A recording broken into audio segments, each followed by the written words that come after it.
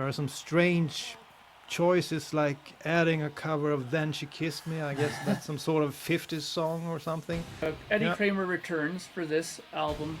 One of the things that I read, and when you read the books, you kind of get the vibe, is that at this point, Paul and Gene are starting to more or less trying to produce their songs from the record and kind of just getting Eddie to engineer it. And they're kind of like, you can already kind of tell Paul saying, no, listen, I want to do it this way and this way. One song that really stood out to me was, I guess, I Stole Your Love. I think that's an awesome song. And you've talked about that riff on a previous episode, that it was kind of a different take for Paul Stanley to play that type of riff. Love Gun is, of course, an all-time classic, but some of the material is a bit weaker. Shocked me, isn't this one? It's pretty cool.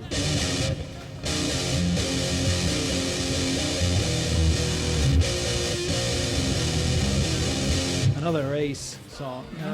Love that riff. But actually, I picked Christine 16. Okay. I'm not a fan of.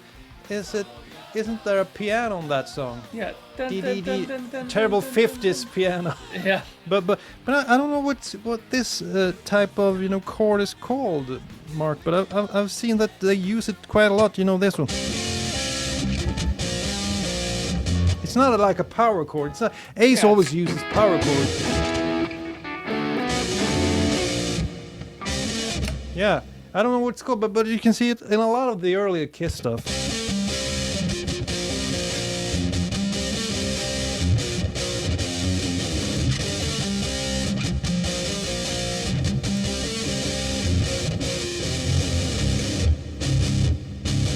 I always like this part. It's like a heartbeat.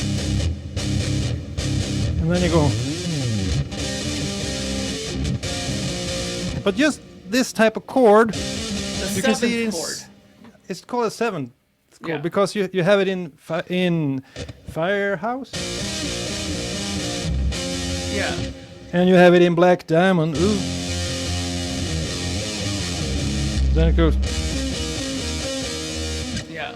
And I'm sure, in Almost Human. And also in Rock and Roll Night, that's how it starts. Yeah. Right. Yeah, and in Almost Human, it goes like.